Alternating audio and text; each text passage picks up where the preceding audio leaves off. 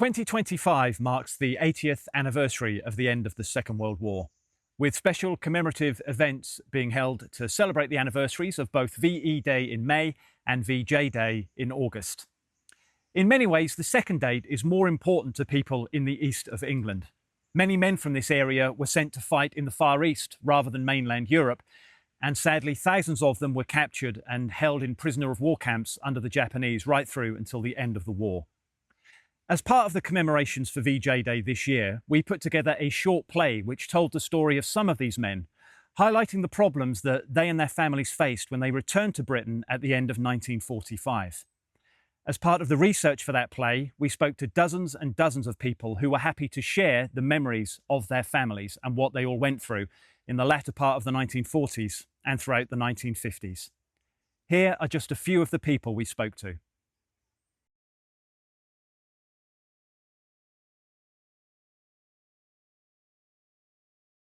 He joined up because he was 38 and he was supposed to be looking after the airfields in this country for the duration of the war, and he found himself on a boat going out to Singapore. So that was how his story started. They were on a big, American ship. They went almost across to Canada and then down, and they were about 3 weeks in India on the way there, and I don't think they went anywhere else to get off the ship, but they'd only been in Singapore a few weeks when everybody surrendered. He always said he had a war, he didn't fire any shots in anger, you know, no. Well, my aunt got a telegram to say that he was missing in I think it was 43, to say that he was missing at sea, presumed dead. And they thought, well, it's not a confirmation, it's just presumed dead. And all the while, right up until the end of the war, they always had hope, which, when we look back, I mean, it's sad really, but that kept them going until the end of the war.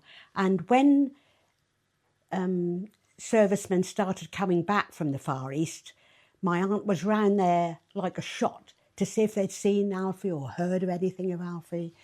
But of course nothing, because there were no local people with him where he went. I think he probably was totally frustrated as a prisoner. He wouldn't say much, he never said much about it, but to see people suffering and he couldn't do anything about it, you know. And he always said, you had to really believe you were going to come home, because the minute you lost that thought and that will to get home, they were dead within a very short time. You had to really believe you were coming home. Yeah. That's the end of the war, so we knew then that he would come home sometime. But I was so bad, I was so, stressed, unstressed, and they didn't let him come home. He went to South Africa. They took him all there to, get them better, get them going.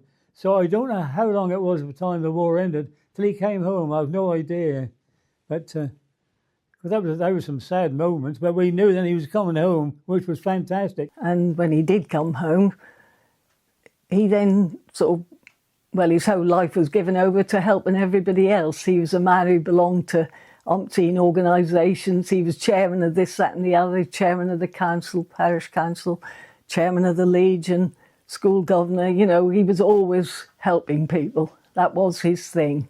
And he was a very popular man, yeah. I could never understand, I suppose I could, why they never came home earlier, but of course the state they were in, they were skin and bones. You've obviously people have seen the photographs, can't get away from it. They were feeding on a handful of rice a day and working on a railway. You can't get over that part, but they didn't let them come home. Of course, they sent them away. So when they came home, they were fit young men and started working, that's some. Well, obviously I was born after he returned as a prisoner, and I remember he worked hard, he had lots of jobs, and he had allotments, he loved growing his own vegetables and everything, and he was always there for us children. I got two younger brothers, and my mother used to work in the evenings, and him and a few other dads used to always cook something for the evening with the children. Mind you, it must have been summertime. Chips, jack potatoes, apple jacks, apples with that. So he was always for his family anyway, definitely, yeah. Very sad moments, because I was at school still, and they said that he was going to come home, and everybody sort of had Donald May was going to come home. And I got on my bike, and it came down the street, and they brought him home in a car. By the time I got home, he was out of the car. Him and my mother, I had no idea why. They were sitting outside. Why they didn't go in the house, I don't know. So there was my mother and my brother, and I checked on my bike, and he said, "This is Pat." Broke out. He didn't even know me. You know, that was such a sad moment. He didn't get back till the October of 45, and they were definitely told, try and forget it, go home, get on with your lives, don't keep talking about it.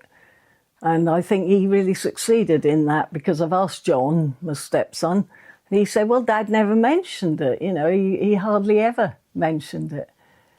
But even much worse that night, because all the while he was abroad, he was engaged to Betty. Otherwise, it must have been in his mind, you know, I'm going to go home, I'm going to see Betty. And that night, of course, my mother had to go and tell him that Betty had met somebody else and married and got a little boy. And he sobbed his eyes out that night. And I went and sat with him on the bed till it got daylight. So it was a very, very sad moment, that was, yeah. But I talked to my mum, and that might have been after he'd gone, because he died at 69. And mum lived for another 20 years after that. No, I can't remember him ever talking about it. But I think he used to go to the British Legion. They used to have meetings. And every year they used to sell raffle tickets. And that was to do with the Far East Prisoner War. And I used to take some to work. So obviously I was 15, because I went out to work at 15. So I must have known about it, mustn't I? Because I used to take them to work and sell them to work colleagues, these tickets for the British Legion in Norwich. But no, I don't remember him ever really talking about it. But I suppose really you should ask questions, shouldn't you? But I was always too late into when it... terrible time, terrible. Can you imagine if your son was, they knew they were being tortured, they knew what was happening. Things came home, you know. There was one card came home, that's all, the whole time. That's in the museum at Stalham down here. But, yeah, I mean, they must have known. I mean, can you remember Christmas? What Christmas was like? There was me sitting there with toys and things, you know. They knew they were still being starved and living on rice. And Well, he didn't want to talk about it, really. Life's too short to bear a grudge, he would always say, which is true, isn't it? You know, yeah. She was relieved but sad that her mum didn't know, because she said she think her mum could have accepted it had she realised that he had died. But she never ever locked her door, always waiting for him to come home. And Dad had younger brothers as well. They're all gone now, but they used to always mention it to me. But then that was after Dad had gone, saying, oh, your dad went through a lot worse than what we did, because they were all his brothers were in the army. They all said, no one suffered more than Frank. Yeah. If we were out for the day and I'd come in, I'd say, God, I'm starving. He said, you don't know what it is to be starving, you know, and I felt, no. They hadn't been married that long. I think his next of kin was still his mother. And a lot of things used to go to his mother. Then someone had to run up the road or up the hill, Ketzel, to go and tell Mother what was happening. And she was told he was coming home on the train to Norwich Thorpe Station. And she went down there for the first train. And during the day, one of her brothers or her sisters used to come with her. I assume they're bringing her something to eat or something. They didn't have, like, things on the station there. You could go and buy things, could you? And she said, there was always someone with me. And he didn't come until the very last train. And she said, I stood there all day waiting, and he come. Big tear to my eyes.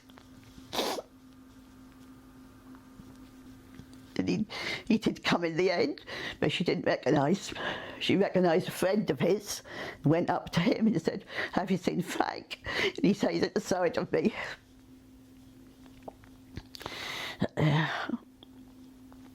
I said to him one day, when the war was over, because the Japanese, they got the atomic bombs, and that's what, and I said, "What happened?" Next day he said, "Well, the guards were a little bit different." They suddenly realised, of course, that, they did speak. He said, one of them could speak English. He said, "War is over," and then they realised then they were going to come home. But there was one very, very sad thing. One of the planes they come crashed. I said, I had a pilot's license, and I took him for a flight one day, and we came back, he talked about that. Can you imagine going through all that stuff, coming home, and the plane in front of crashed, in front of him was killed, they were killed, all killed. He lived by the motto, well, you'll know the whole thing, but to précis it a bit, I shall only pass this way but once, and any good that I may do, let me do it now, because I may not pass this way again. And he really lived by that. He did all he could. I know so much because he was so close to my father, and that was my father's brother, and they kept racing pigeons together, and he was a good swimmer, and my brother, who was a lot older than I was always out with Uncle Alfie, and I heard nothing but Alfie all my life, really, while my father was alive, because he never, ever stopped talking about him. They always kept together. There was always chats between them if they met. There was only 3 in Stelham who had been prisoners on the railway. And if ever they met in Stelham, there would always be a bit of a chat. My name is Beryl Canwell, and my uncle died out in the Far East, who sadly I never knew. He was in the 35th LAA Royal Artillery. My name is Sylvia Dan, and my dad's name was Frank William Northfield. And I think that was the 6th Battalion. My name was Patrick Maitland, and we're talking about my brother, who was actually 14 years older than me, who sadly was a prisoner of war. My name is Marion Lowe. My husband was George Lowe. He was in the 288 Field Company, Royal Engineers.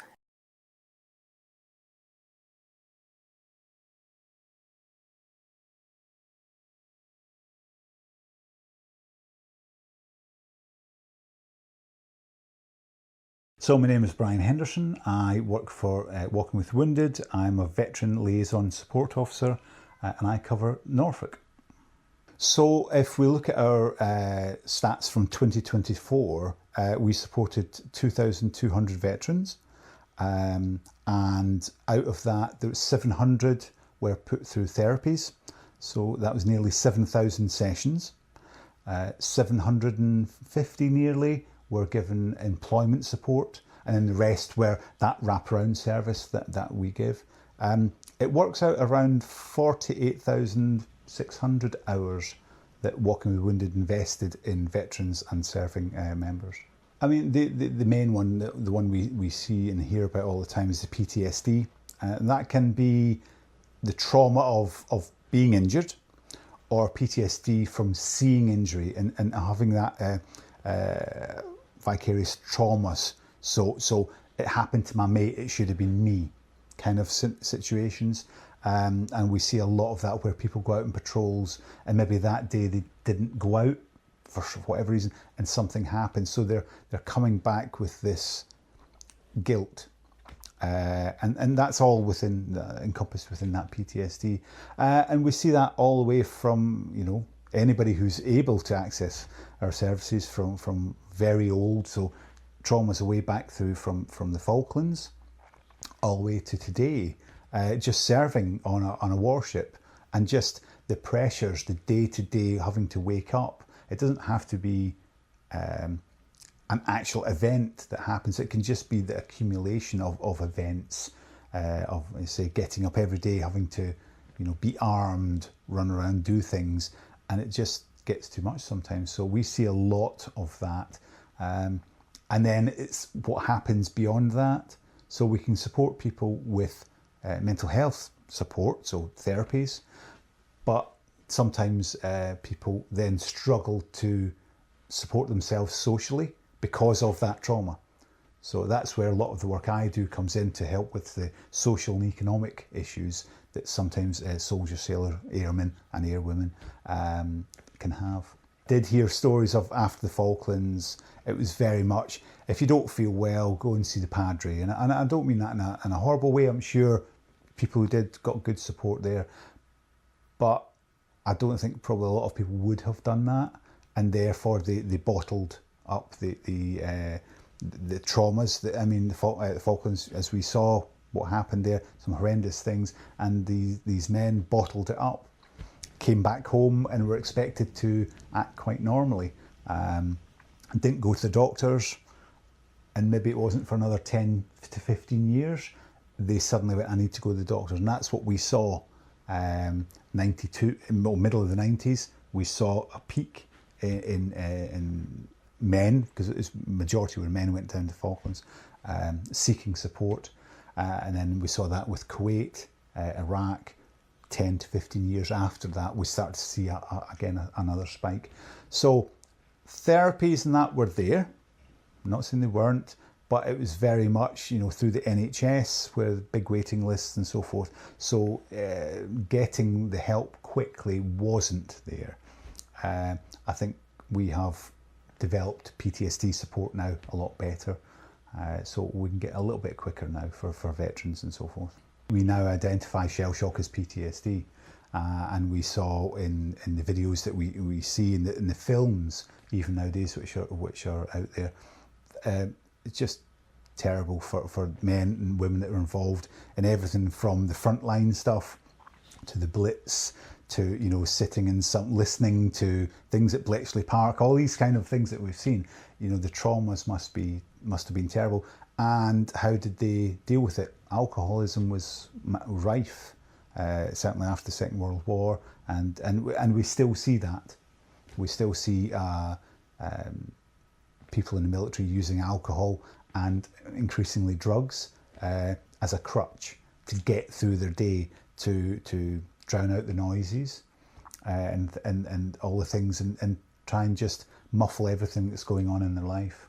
I'm working with people who have military traumas, and I support them in that social economic side. So I'm being able to support that individual with those problems when somebody else is dealing with the PTSD work.